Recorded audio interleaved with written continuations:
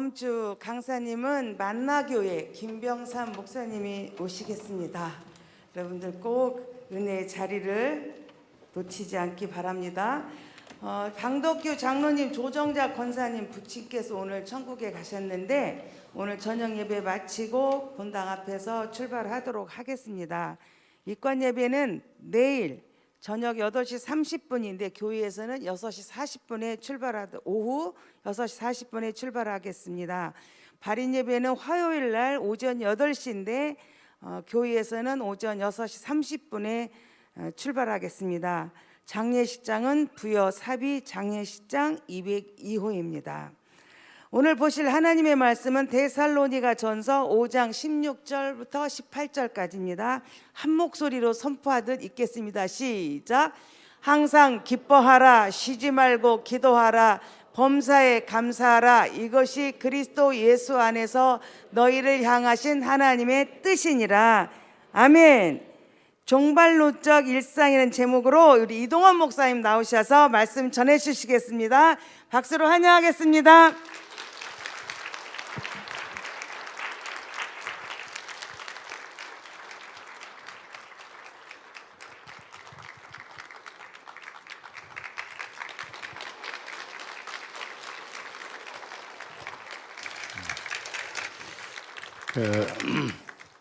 저는 이 마스크 좀 벗어도 되죠?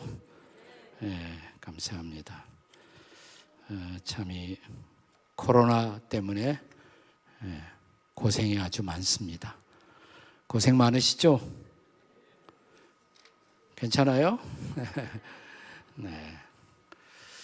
이 코로나 시대를 풍자하는 여러 가지 이야기들이 우리 주변에 카톡으로도 오고 가고 그러는데, 저도 어느 날 카톡 하나 받았는데 어떤 분이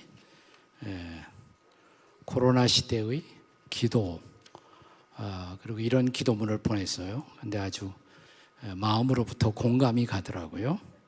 하나님 아버지, 우리가 그동안 얼마나 거짓의 막말들을 많이 했으면 주둥이를 마스크로 다 틀어막고 살라 하십니까?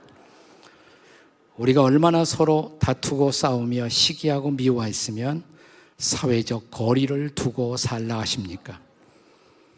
우리가 얼마나 죄를 짓고 손으로 나쁜 짓을 많이 했으면 어디를 가나 손을 씻고 소독하라 하시나이까?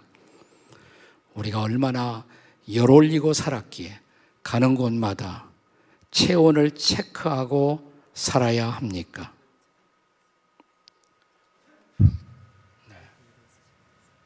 이거 쓰라고요? 이거 쓰라고?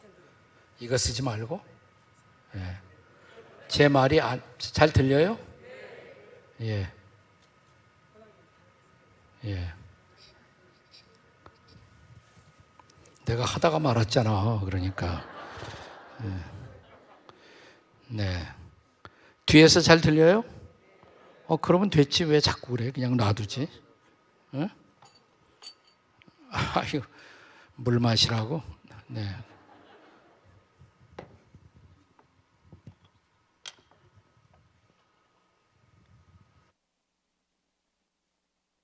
더 있는데 마지막으로 우리가 얼마나 비밀스럽게 그동안 다녔으면 가는 곳마다 연락처를 적어야 합니까? 이대로 살다가 돌겠습니다. 부디 여기서 멈추고 긍휼을 베풀어 주시옵소서. 네, 실감나죠? 네. 오늘 본문은 우리가 아주 잘 아는, 우리가 익숙한 본문이죠. 데살로니가 전서 5장 16절부터 18절. 혹시 모르는 분 계십니까? 오늘 본문. 네. 뭐예요? 항상 기뻐하라. 쉬지 말고 기도하라. 범사에 감사하라. 이는 그리스도 예수 안에서 너희를 향하신 하나님의 뜻이니라. 바울이 데살로니가 교회에 쓴 편지의 메시지입니다. 바울의 제2차 선교여행 동안에 바울은 그리스의 마케도니아의 중심 도시 데살로니가에 도착해서 3주 동안 그는 유대인 회당에 들어가 말씀을 증거했습니다. 이 데살로니가를 지금 여러분이 그리스에 가면 데살로니키 이렇게 말해요. 데살로니가라고 안 그러고 데살로니키. 그리스의 두 번째 큰 도시입니다. 제일 큰 도시는 아테네, 그 다음 두 번째가 데살로니키. 바울이 이 도시에 도착해서 유대인 회당에 들어가서 바울이 증거했던 메시지는 복음의 원색적 메시지, 세 가지 포인트입니다. 복음의 세 가지 포인트. 첫째는 뭐냐면 예수께서 우리의 죄 문제를 위해 십자가에 돌아가셨다. 두 번째는 뭐냐면 예수께서 우리의 새로운 삶을 위해 다시 부활하셨다. 장사한 지 사흘 만에 부활하셨다. 근데 세 번째 메시지가 있어요. 그리스도는 이 땅의 인류의 모든 문제를 해결하기 위해서 다시 오신다. 이게 세 번째 메시지, 재림의 메시지죠. 근데 이 복음의 세 가지 메시지 가운데서 아마 데살로니가 성도들을 그리고 데살로니가 교회를 강타했던 메시지는 세 번째 메시지였습니다. 그리스도께서 다시 오신다는 재림의 메시지였어요. 바울은 사실 데살로니가에 그렇게 오래 머물지 않고 6개월 미만 동안 머물면서 복음을 전하고 떠나갑니다. 자, 바울이 떠나간 후 데살로니가 교회 안에서는 이런 소문들이 돌기 시작합니다. 바울이 증거했던 재림의 때, 예수 다시 오심의 때, 그때는 이미 시작되었다. 그때가 그 종말의 시간이, 재림의 시간이 이미 시작되었다면 어떻게 살 것인가? 우리가 이렇게 살 것이 아니다. 그래서 데살로니가 성도들 가운데 어떤 사람은 가정생활을 접고 직장생활을 접고 사업도 접고 그리고 교회당에 와서 기도만 하려는 사람들이 생겼어요. 이것은 언제나 종말의 메시지가 선포될 때 있을 수 있는 반응이에요. 우리 지나간 2000년이 되었을 때 이 땅에서도 그런 사건들이 좀 있지 않았습니까? 자, 2000년 되면 예수께서 다시 오신다. 재림하신다.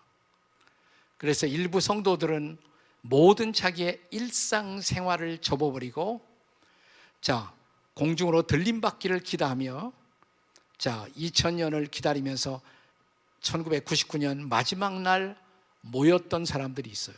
생각나세요? 네, 다미 선교회인가 뭐 그랬죠?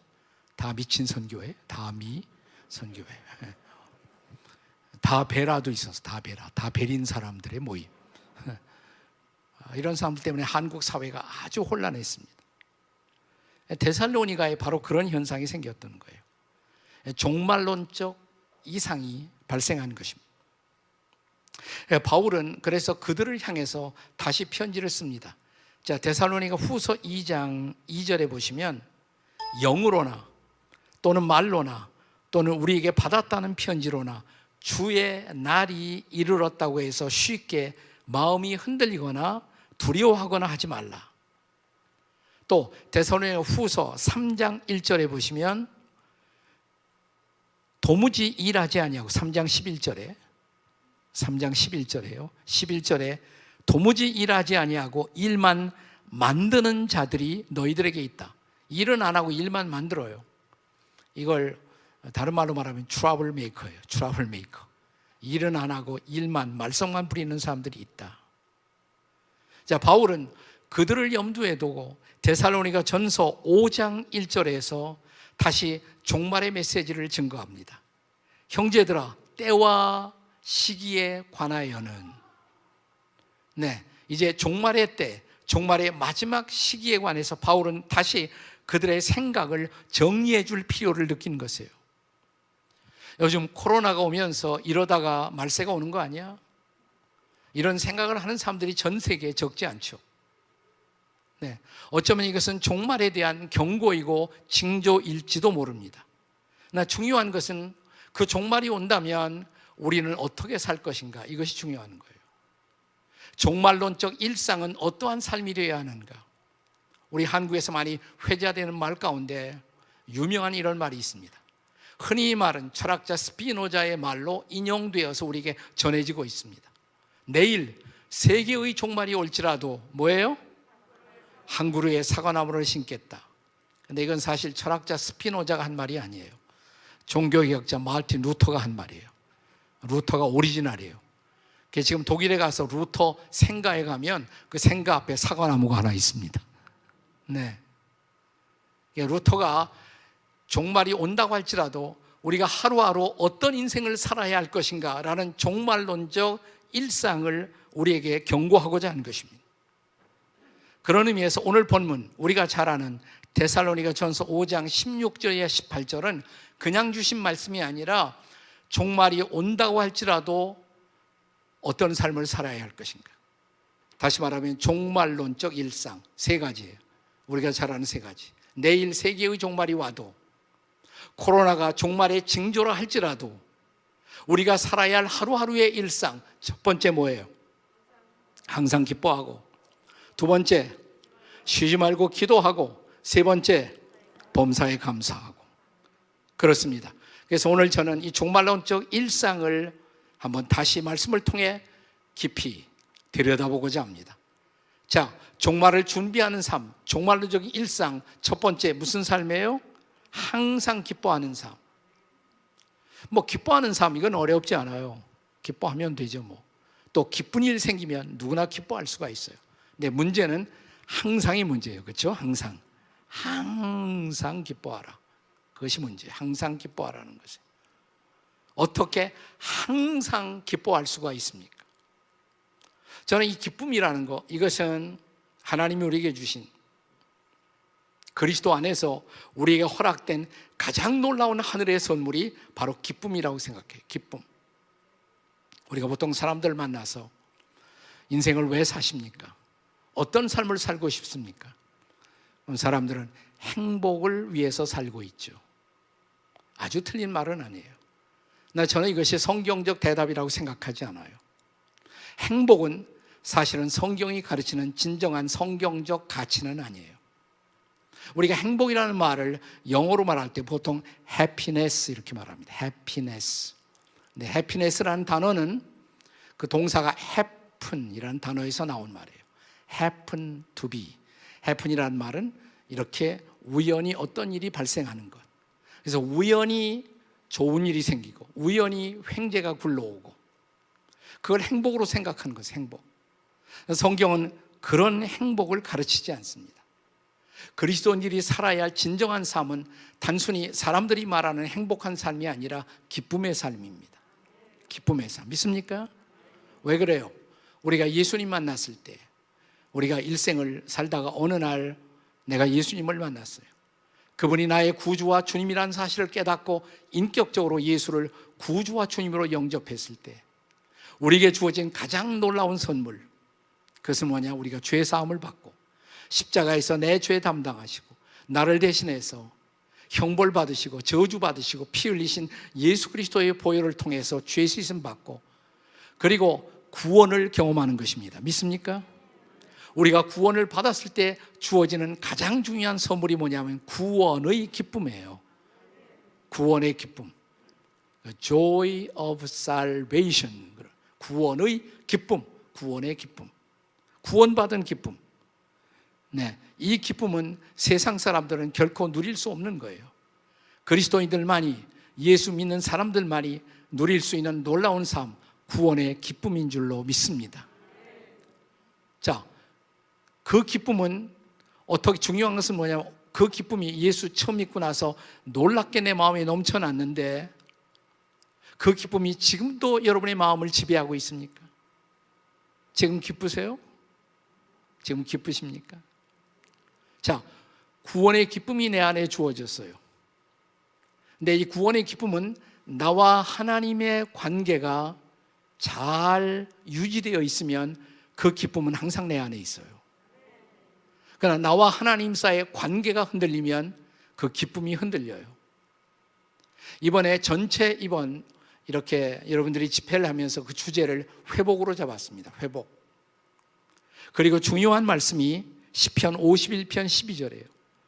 잘 아시는 것처럼 시편 51편에서는 다윗이 범죄하고 하나님 앞에 참회의 기도를 드립니다.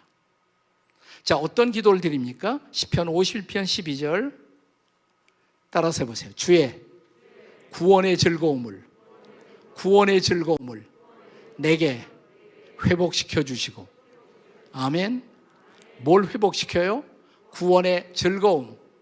이 즐거움이 다른 말로 말하면 기쁨이에요. 구원의 기쁨을 회복시켜 주시고.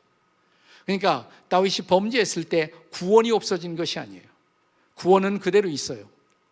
내가 한 번 예수 믿고 하나님이 내 아버지가 되시고 내가 그의 자녀가 되면 하나님 아버지와 나의 관계는 변함이 없어요. 우리가 죄를 범해도 하나님의 자녀예요. 일단 하나님의 자녀가 되면 다시 안 자녀 되는 법은 없어요.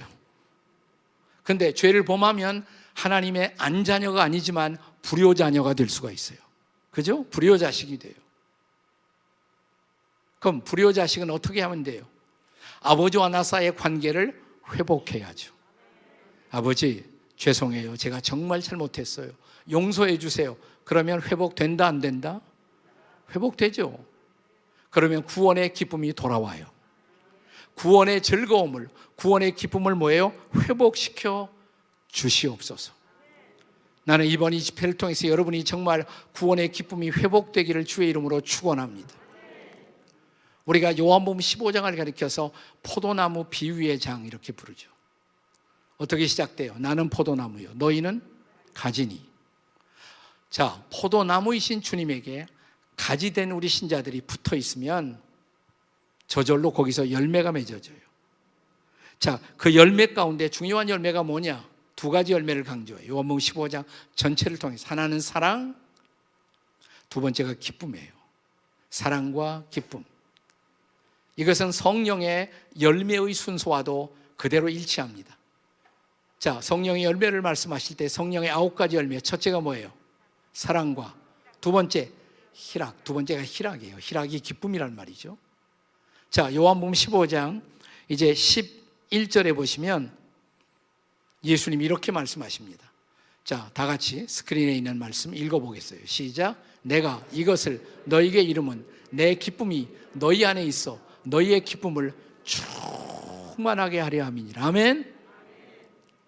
우리가 주님과 정상적 관계를 맺고 있으면 주님의 기쁨이 우리 안에 있어 우리의 기쁨이 충만해진다고. 믿으세요, 여러분? 이게 기쁨의 삶, 기쁨의 삶. 자, 그러니까 하나님과 나 사이의 관계가 흔들림이 없이 그대로 유지되고 있으면 그 기쁨은 항상 있는 거예요. 이것이 정상적 그리스도인의 일상이에요. 정상적 그리스도인의 삶이에요. 자, 나와 하나님과의 관계가 정상적으로 이렇게 그 관계가 설정되어 있으면 어떤 환경 속에서도 우리는 기뻐할 수 있다. 믿으십니까? 코로나 시대에도 기뻐할 수 있다. 믿으십니까? 바울이 로마의 감옥에 갇혀 있습니다. 감옥에 갇혀 있는 바울이 멀쩡하게 살고 있는 빌립보에 있는 성도들에게 편지를 쓰면서 빌립보서 4장 4절에서 이렇게 말하죠. 항상 기뻐하라. 내가 다시 말하노니 기뻐하라. 주 안에서 항상 기뻐하라. 내가 다시 말하노니 기뻐하라. 어디서 썼다 바울이 이 말씀을? 감옥에서. 감옥에 들어가 있지만 감옥이 빼앗아갈 수 없었던 기쁨, joy.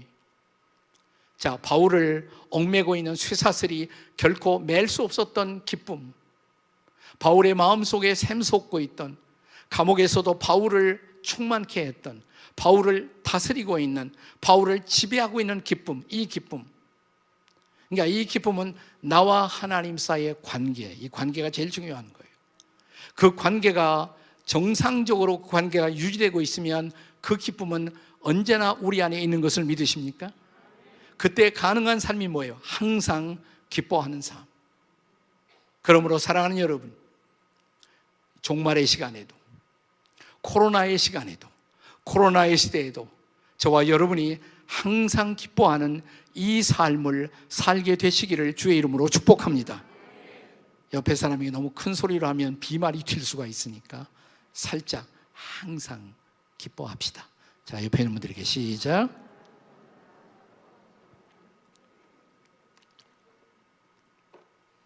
두 번째는 뭐예요? 종말론적인 일상. 첫째는 항상 기뻐하는 삶. 두 번째가 뭡니까? 쉬지 말고 기도하라. 그러니까 쉬지 않고 기도하는 삶. 자, 크리스찬이라면 당연히 우리가 기도하죠. 아무리 기도 안 하는 사람도 식사 때 눈 감았다 뜨는 건 하잖아요. 기도는 해요. 근데 중요한 것은 뭐예요? 여기도 아까 기뻐하는 삶, 항상 이것이 어려웠던 것처럼 지금 어려운 것은 뭐냐면 기도는 하는데 쉬지 않고, 쉬지 말고 기도하는 삶. 우리가 어떻게 쉬지 않고 기도할 수가 있는가? 이것이 문제예요. 자, 아까 항상 기뻐하기 위해서는 중요한 것이 나와 하나님 사이에 뭐가 중요하다? 관계, relationship.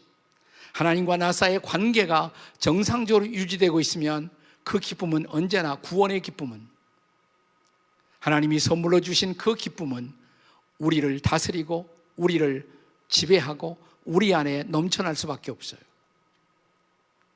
자, 그런데 쉬지 않고 기도하기 위해서는 하나님과의 관계 다음으로 중요한 것이 뭐냐면 하나님과의 교제예요. 교제.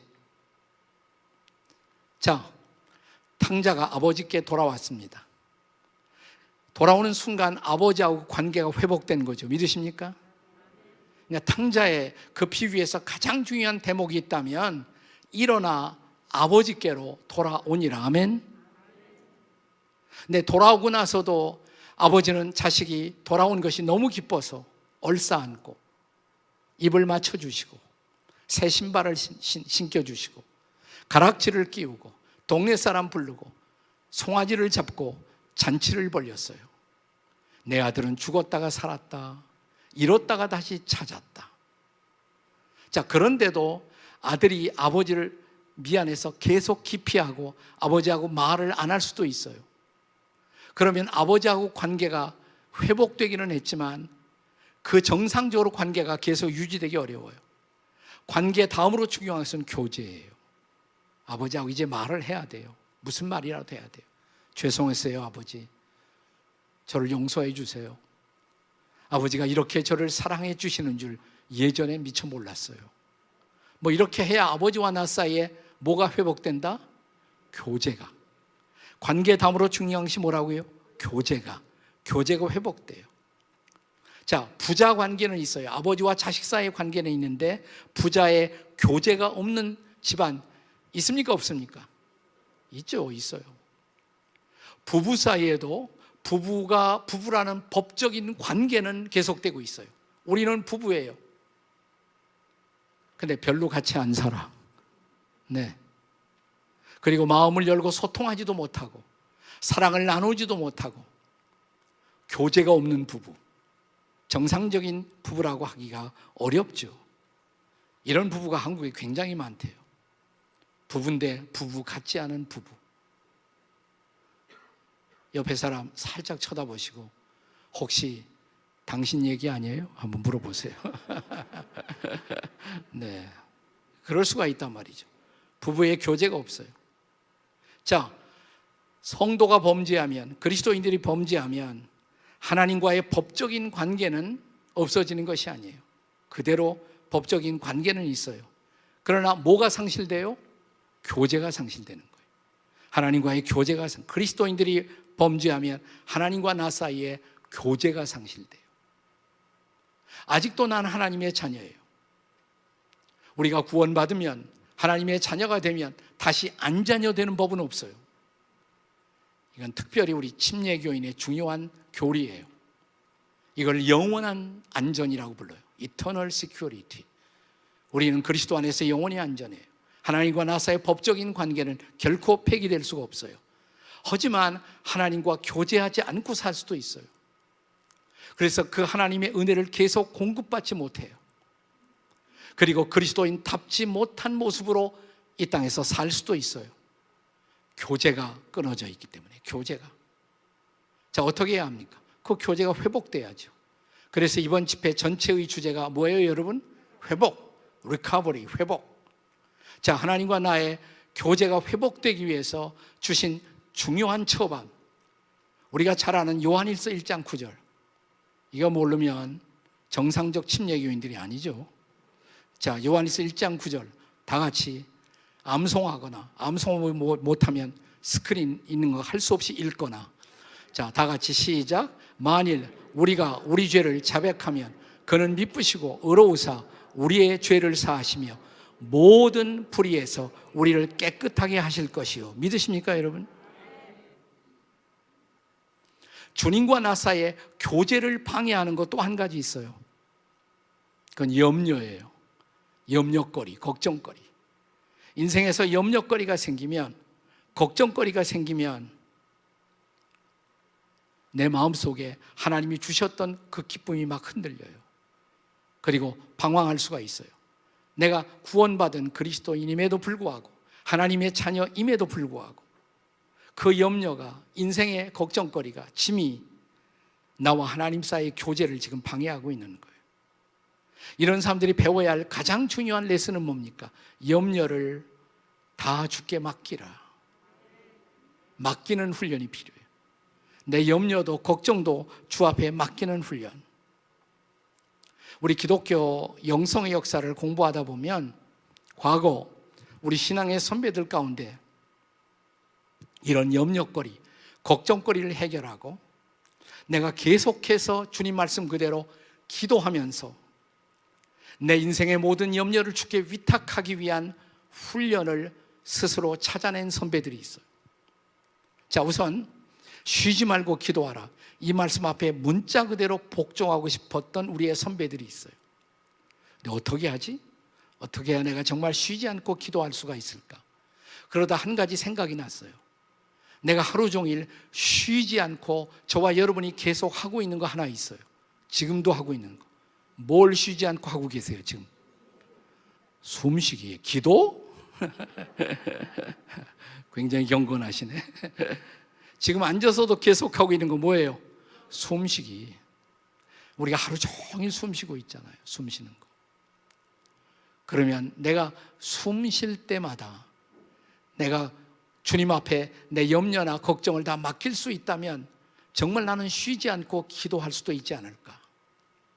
자, 이것을 어떻게 실험했냐면, 그렇다고 해서 내가 숨 쉬는 하루 종일 그렇게 계속해서 기도할 수는 없는 것이고, 옛날 기독교 역사를 읽어보시면 소위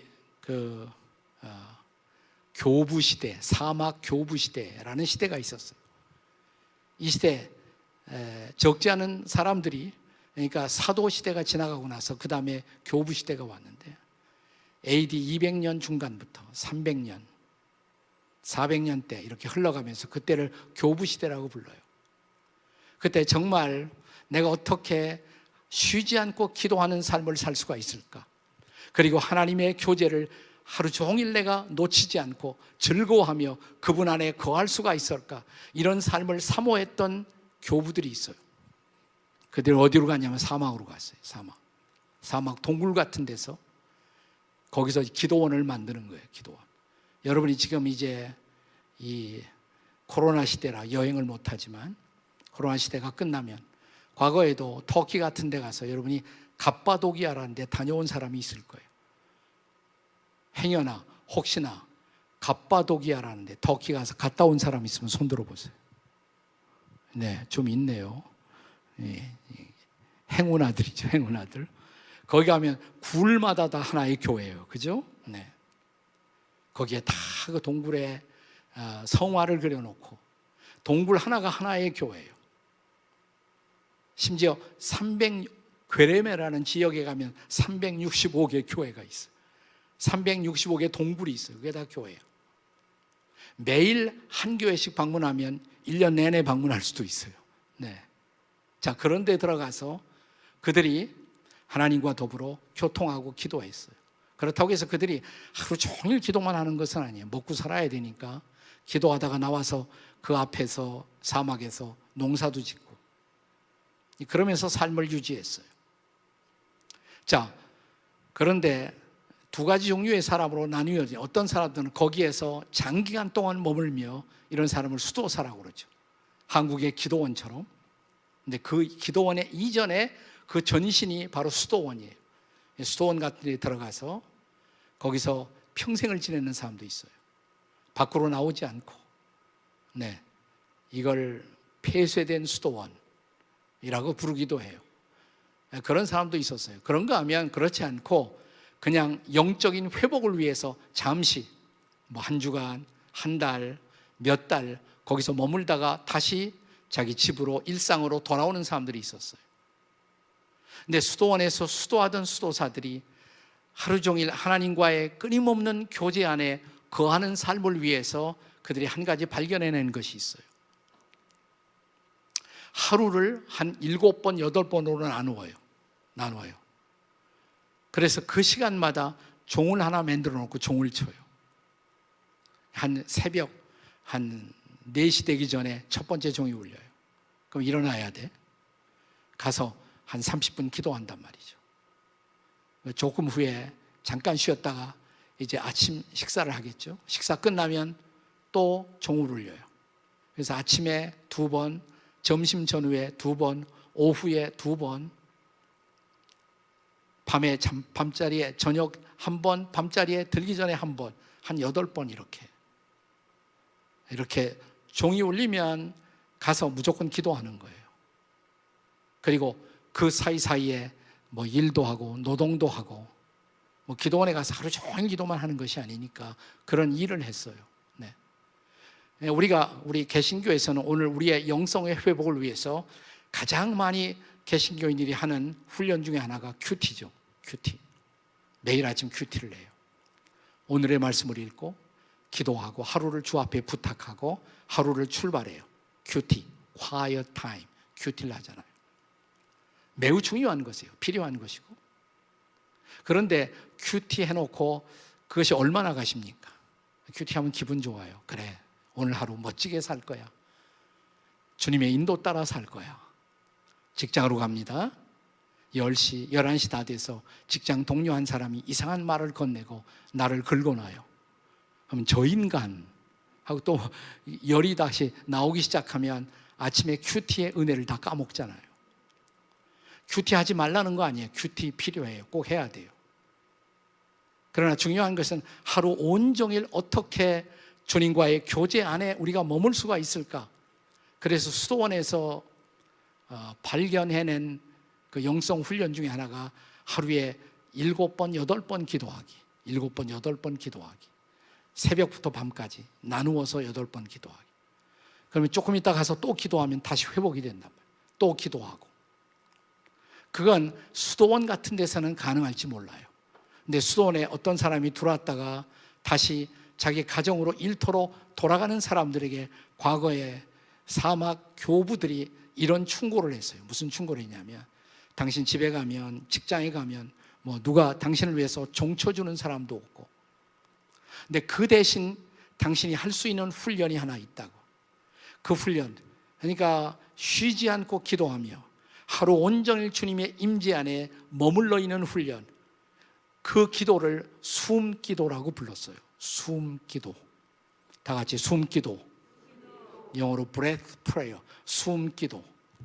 제가 오늘 이걸 가르쳐 드리려고 하는데 이것만 배우고 가도 오늘 무지무지하게 수지 맞는 거예요. 자, 일단 숨을 다 같이 들이쉬시겠습니다.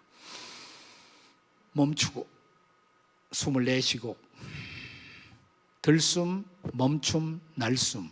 다 같이 숨을 들이쉬어요. 멈춤, 숨을 내쉬어요. 그런데 숨을 내쉬면서 짤막한 기도 한마디 하기. 짤막한 기도 한마디. 우리는 때때로 길게 기도해야만 주님이 응답하실 것 같은 착각을 할 때가 있어요. 사람이 비상한 상황 속에 던짐을 받으면 사실 길게 기도할 여유도 없어요. 자, 베드로가 갈릴리 파도 속에 물에 휘말렸습니다.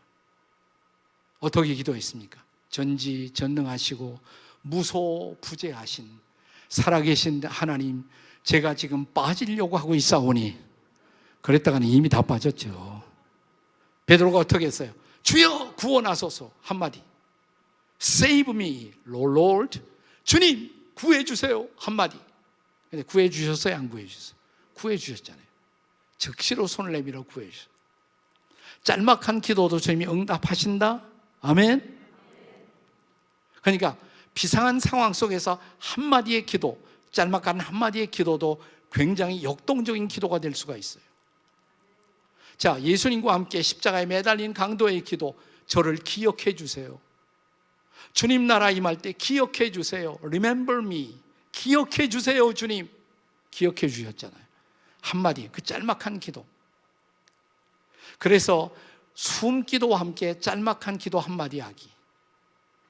이렇게 했어요. 사막교부 시대에 훈련시키면서, 자, 당신이 하루 온종일 가운데서 8번만 깊이 숨을 쉬라고. 종치는 사람은 없지만 의도적으로 숨을 쉬어보라고. 아침에 눈을 뜨자마자, 저는 지금 이것을 거의 15년 이상 20년 가까이 해오고 있어요. 아침에 눈을 딱 뜨면 저는 침대에서 일단 숨을 쉬어요. 오늘 하루 주셔서 감사합니다. 주님 찬양합니다.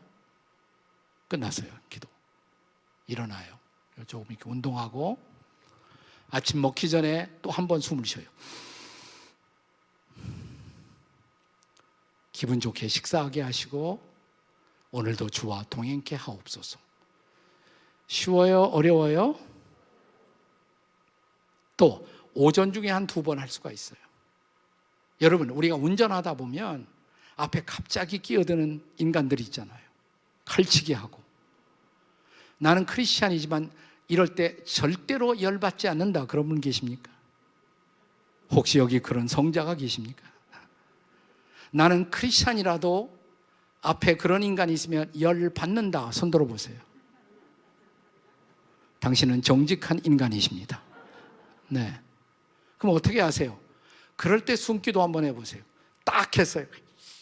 입에서 나오기 전에, 여기 나오기 전에 숨부터 쉬란 말이에요. 어찌하오리까 주여. 그냥 가라. 그럼 그냥 가시면 돼. 이걸 하루에 몇 번만 해봐라? 8번. 아침 먹기 전에 2번, 오전 시간에 2번, 오후에 2번, 저녁에 2번. 그냥 숨 쉬고 숨 내쉬고 8번 하루에 숨 쉬는 거 할 수 있다 없다? 난 할 수 없다. 손 들어보세요. 할 수 없다. 8번. 그건 인간도 아니지. 인간도 아니지. 네. 다시 한번 연습해 보겠습니다. 이게 숨기도예요. 네. 큐티는 큐티대로 하시고 숨기도는 숨기도대로 해봐라 이 말이에요. 다 같이 숨 들이쉬기, 다 같이 깊게 멈춤, 숨 내쉬기. 기도 한마디, 짤막한 기도 지금 하세요. 한마디 딱. 지금 한마디 하셨어요? 아멘. 네. 자, 저는 제 아내와 싸움을 하는 순간들이 있을 것 같아요, 없을 것 같아요? 어떻게 아세요? 우리 집 비밀을? 네, 있어요. 있어요. 근데 그런 경우에 우리 집에 오시면 이런 광경을 볼 수가 있어요. 저와 제 아내가 동시에 숨을 쉬는 것을 볼 수가 있어요. 주여, 이 여인 어찌하오리까? 네가 저라. 알겠습니다, 주님. 그럼 끝나는 거예요. 부부싸움 끝. 네. 자, 우리가 정말 하루 종일 숨쉬며 기도하며 내 일상을 기도의 삶으로 이끌어갈 수 있는 중요한 훈련, 오늘 배우셨죠? 이 기도가 무슨 기도다? 숨기도, 숨기도. 다시 한번 숨 들이쉬시고 들숨, 멈추고 날숨, 짤막한 기도 한마디. 주님 지혜 주세요. 주님 이거 어떻게 하면 좋아요? 주님, 주님께 맡기겠어요. 언제 어디서나 할 수가 있죠. 운전하다 할 수 있어요. 설거지하다 말고 할 수 있어요. 설거지하다 말고 그 인간 생각하면 갑자기 열이 뻗쳐요. 그때 할 일 뭐예요? 숨기도. 주여 어찌하오리까? 지혜 주세요. 쉬지 말고 기도하라.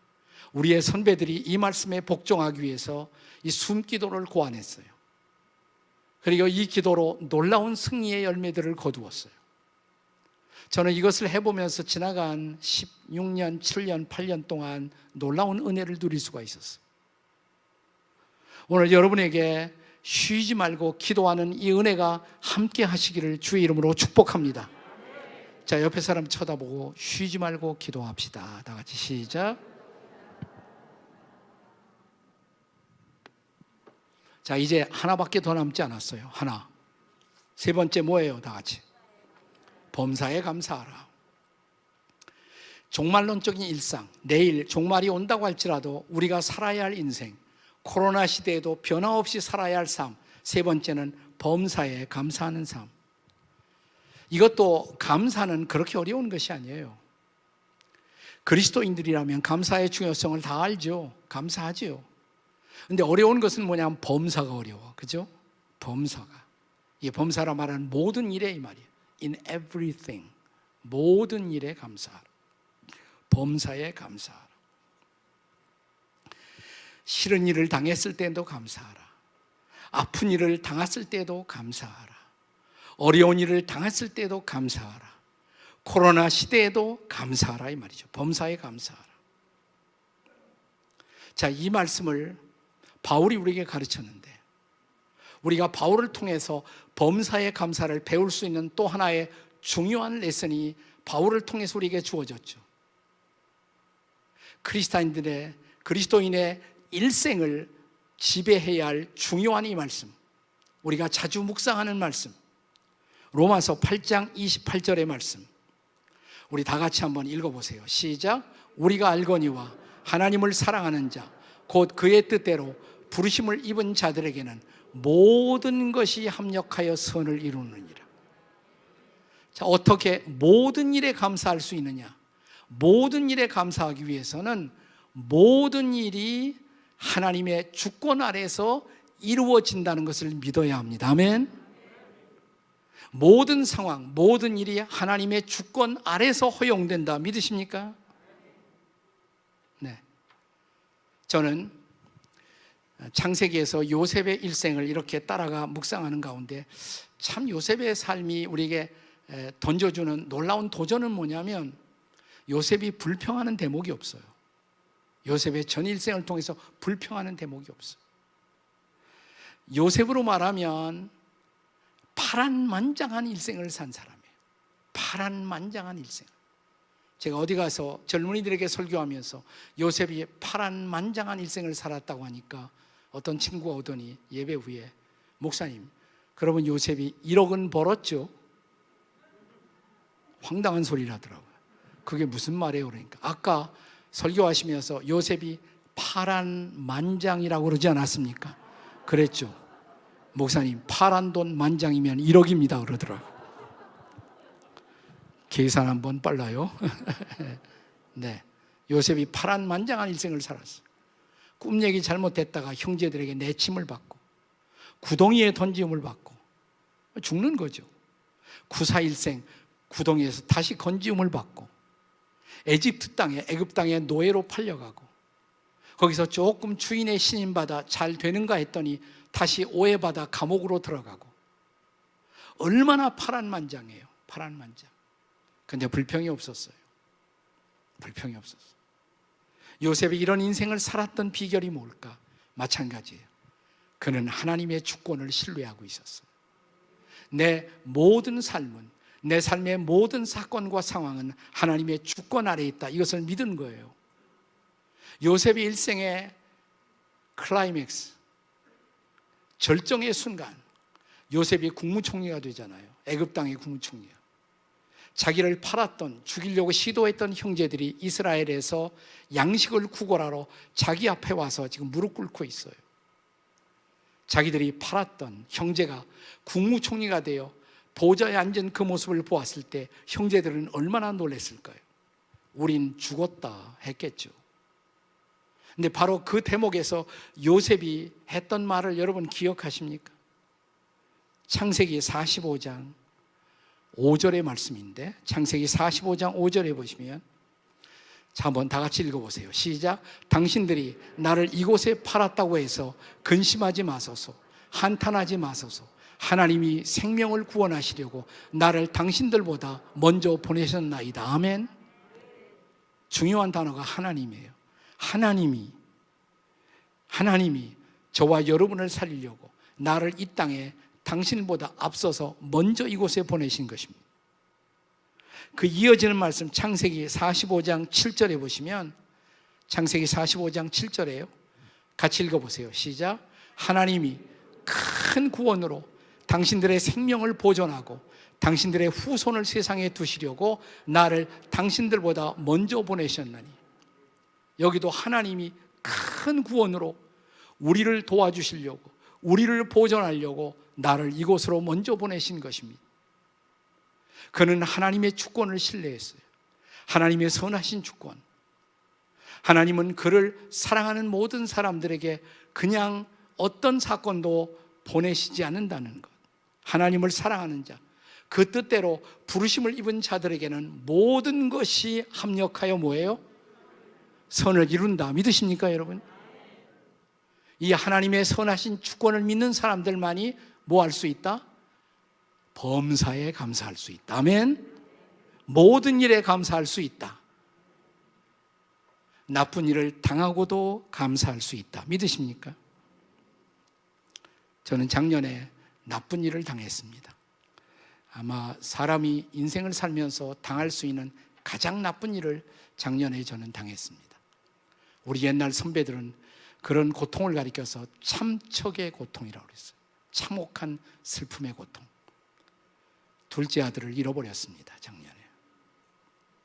제 둘째 아들이 42살 국제 변호사로 미국에서 열심히 활동 중이었어요. 근데 몸이 좀 이상해서 검사를 해보니까 작년 2월에 대장암 말기로 판명이 났습니다. 작년 2월이었습니다.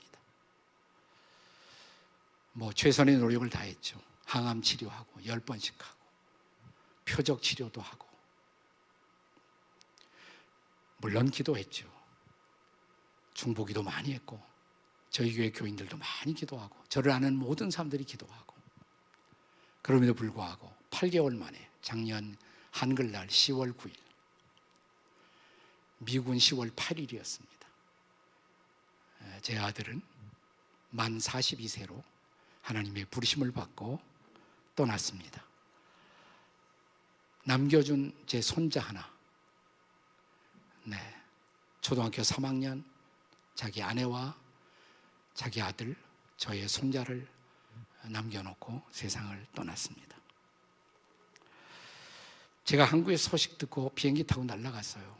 근데 비행기가 LA 공항에 도착하기 3시간 전에 세상을 떠났습니다. 저희 아이 집으로 가봤더니 도착한 후에 한 3시간쯤 후에 앰뷸런스가 집으로 들어왔어요. 이미 세상을 떠났습니다. 숨결이 떠났습니다.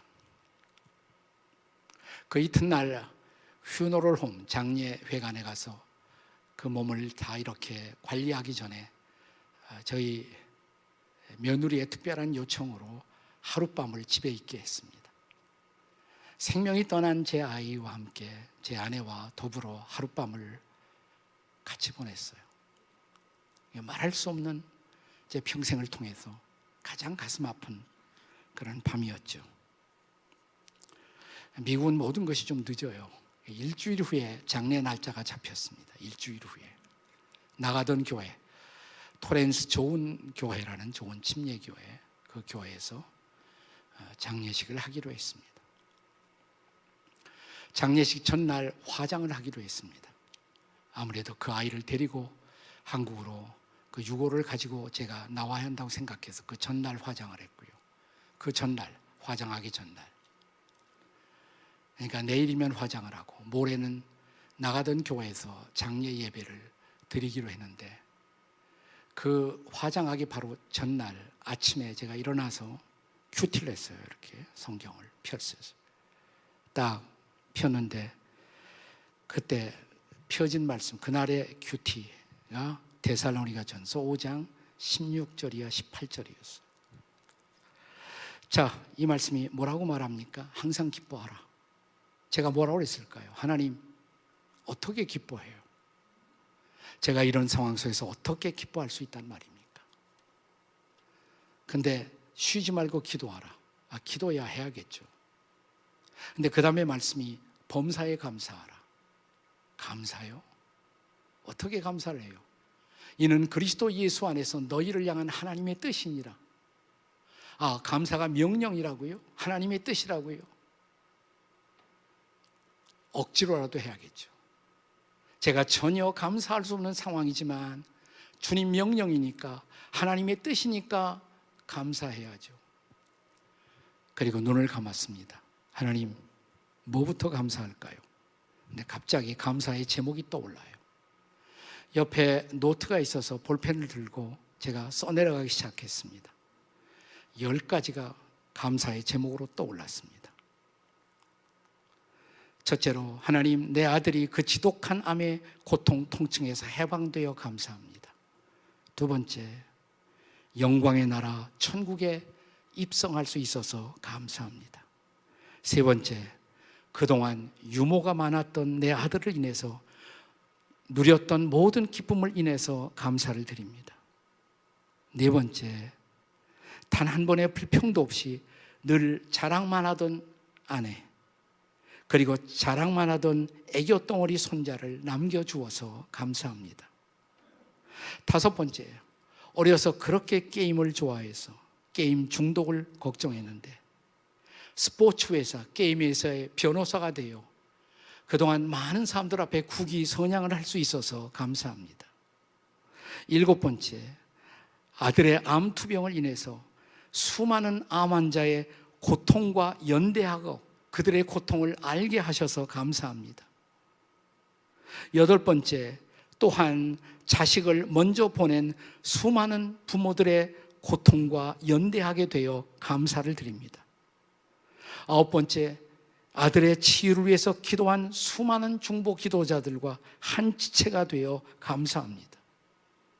열 번째, 아들이 간 그 천국을 더 가까이 소망하게 되어 감사합니다.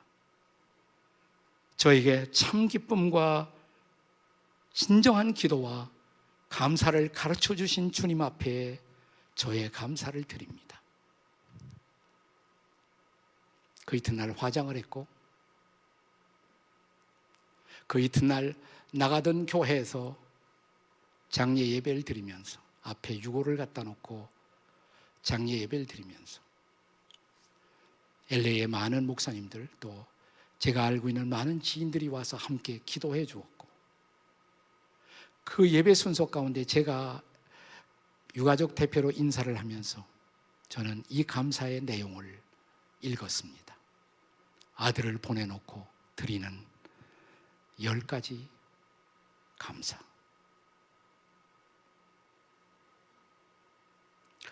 그때도 감사할 수 있었어요. 지금도 감사합니다. 그렇다면 여러분도 감사할 수 있어야 합니다.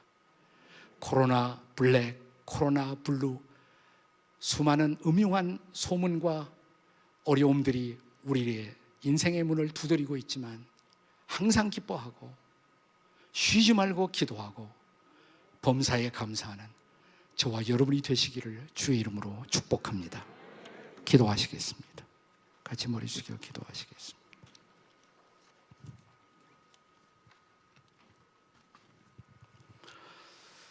나는 조용히 머리 숙여 기도하면서 여러분 가운데 기쁨을 잃어버린 분 없나요? 그리스도인인데 기쁨이 없어요. 기도를 잃어버린 분 계시지 않나요? 기도를 잃어버린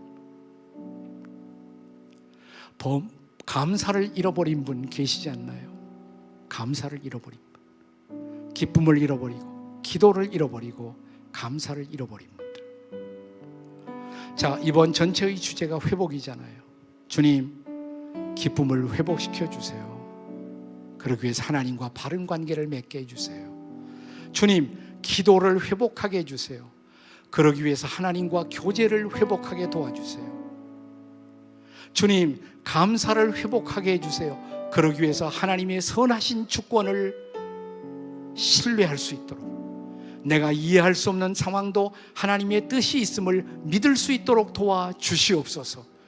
주님, 기쁨을, 주님, 기도를, 주님, 감사를 회복시켜 주시옵소서. 우리 주님 부르짖고 함께 같이 기도하시겠습니다. 주님,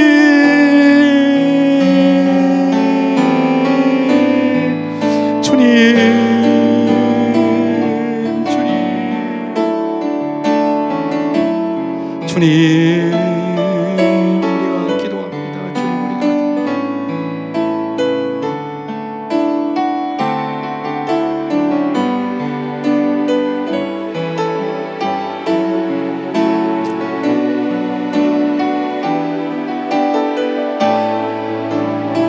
오 주님, 오 주님, 오 주님, 우리를 불쌍히 여기시고 우리를 회복시켜 주시옵소서. 우리를 새롭게 해 주시옵소서. 주님 도와주시옵소서. 주님 도와주시옵소서. 도와주시옵소서.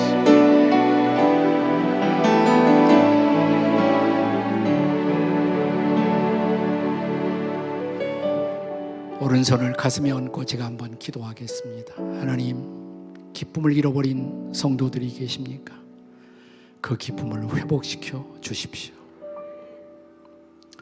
그 기쁨이 회복되기 위해 하나님과의 바른 관계가 회복되게 도와주시옵소서. 기도를 잃어버린 분들이 계십니까? 형식적인 기도만 살아있고 진짜 기도를 잃어버린 분이 계십니까? 하나님과의 교제를 회복하게 도와주시옵소서.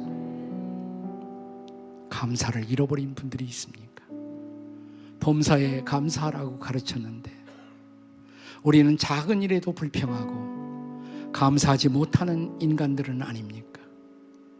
주여, 저희를 용서해 주시옵소서. 감사를 회복시켜 주시옵소서. 하나님의 주권을 신뢰하게 도와주시옵소서. 하나님의 선하신 주권을 믿을 수 있도록 도와주시옵소서. 나를 향하신 하나님의 뜻은 선하시다고, 내가 이해할 수 없는 상황 배후에도 하나님의 선하신 주권이 있다고 믿게 해 주시옵소서. 이 믿음으로 코로나 블랙의 시대, 코로나 블루의 시대, 이 시대 속에서도 항상 기뻐하며 쉬지 않고 기도하며 범사에 감사하는 우리 모두가 될 수 있도록 도와주시옵소서. 이 귀한 교회, 아름다운 교회 성도들을 축복합니다. 이 며칠간, 몇 주 동안 계속되는 이 미팅을 통해서 진정한 회복을 경험하는 놀라운 역사들이 계속되게 하시고 다음 주에도 그렇게 역사해 주시옵소서. 장 목사님을 축복하셔서 한국교회 회복을 위해서 계속 종을 아름답게 써 주시옵소서. 예수님의 이름으로 축복하며 기도합니다. 아멘.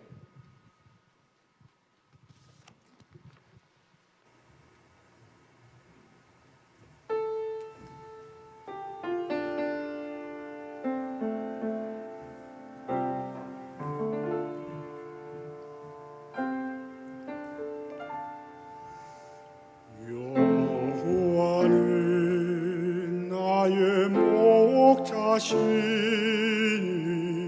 내게 부족함이 없으리로다. 여호와는 나의 목자시니 내게 부족함이 없으리로다. 나로 하여금 바른 초장에 눕게 하시며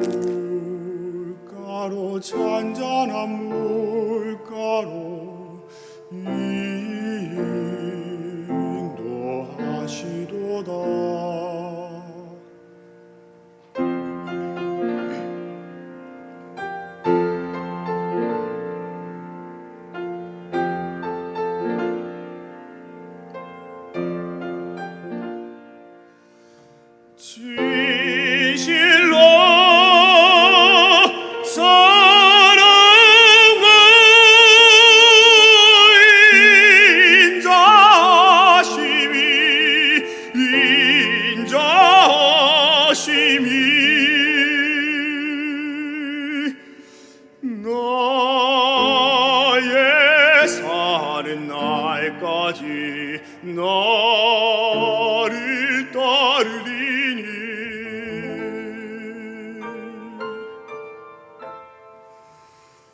내가 여호와 전에 영원토록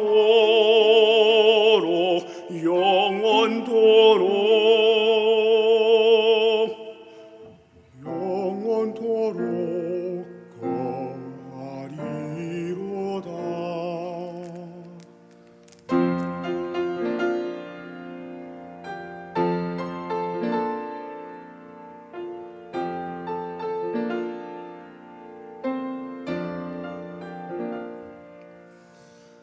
진실로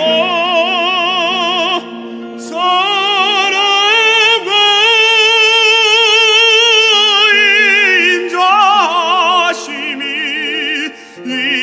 인자심이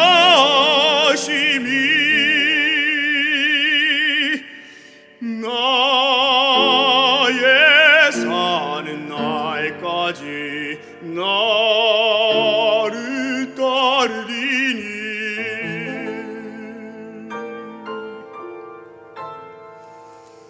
내가 여호와 전에 영원토록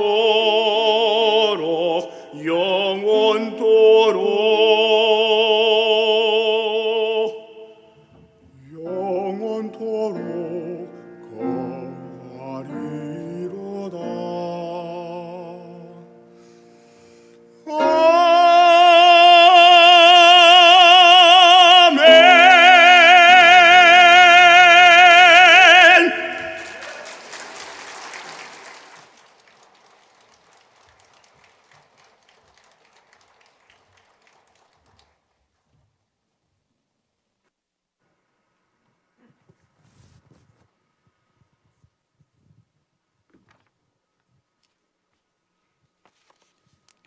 가슴에 손을 얹고 기도하겠습니다. 하나님 아버지, 오늘 귀한 시간에 우리 이동호 목사님 보내주셔서 우리의 마음을 깨워주시니 너무나 감사합니다. 하나님과의 관계가 잘 정상적으로 있는지 우리를 돌아보는 시간 되게 하시고, 하나님과 뜨거운 교제가 있게 회복되게 하여 주시고, 하나님의 주권이 내 삶 속에 역사하고 있는지 우리를 돌아보는 귀한 시간 되게 하셔서 항상 기뻐하고 항상 쉬지 말고 기도하고 범사에 감사하는 축복의 주인공들 되게 하여 주옵소서. 이 시간 주님 앞에 귀한 예물을 담아 올립니다. 아버지 하나님, 이 예물을 기쁘게 받으시고 한량없는 축복으로 채워 주옵소서. 예물 속에는 간절한 마음의 소원, 기도의 제목이 담겨져 있사오니 주여 들으시고 응답하여 주시옵소서. 평생 사는 동안에 하나님 앞에 더 큰 감사를 범사에 감사하며 감사를 고백하며 살아가는 복된 심령들 되게 하여 주시옵소서. 이제는 우리 주 예수 그리스도의 은혜와 하나님 아버지의 무궁하신 사랑하심과 성령님의 감동 감화 역사하심이 하나님을 향한 기도가, 하나님을 향한 기쁨이, 하나님을 향한 주님의 주권이 살아 움직이기를 원하는 사랑하는 성도들 머리 위에 이제로부터 영원토록 함께 하시기를 간절히 축원하옵나이다. 아멘. 주여 한번 크게 외치고 기도하다 가겠습니다. 주여! 고마우신 아버지 하나님 감사합니다. 오늘 귀한 시간에 어떠한 상황에서도 기뻐할 수 있는지 아버지 하나님 우리를 돌아보게 하시고, 구원의 감격이 내 안에 있을 때 우리는 어떤 상황 속에서도 기쁨을 잃지 않고 기뻐할 수가 있습니다. 구원의 기쁨이 우리 안에 있게 하여 주시옵소서. 구원의 감격이 우리 안에 있게 하여 주시옵소서. 주님과 아름다운 교제를 하려면 아버지 하나님 쉬지 않고 기도하는 삶이 되게 도와주셔서 정말 우리는 냉랭한 자리가 아니라 끝없이 주님과 교제하며 끝없이 대화하며 주님 하나님과 깊은 뜻을 나누는 아름다운 역사가 있게 하시고 주의 뜻이 무엇인지 늘 깨달아 알아지는 귀한 역사가 있게 하여 주옵소서. 내 뜻과 내 맘대로 살지 아니하고 내 이권과 감정으로 살지 아니하고 하나님의 주권이 내 안에 살아있으므로 주의 뜻대로 살아가는 저희들 되게 하여 주실 때 우리는 범사에 감사할 수가 있습니다. 주여 역사하여 주시옵소서. 사랑하는 성도들의 모든 삶 속에 하나님의 놀라운 은혜와 능력과 축복이 있게 하시고 마지막 때까지 우리가 일상에 해야 할 것 항상 기뻐하고 쉬지 말고 기도하고 범사에 감사하는 것이었습니다. 주여 역사하여 주시옵소서. 역사하여 주시옵소서. 우리 일상의 이 삶을 놓치지 아니하고 살아가는 복된 심령들 되게 하여 주시옵소서.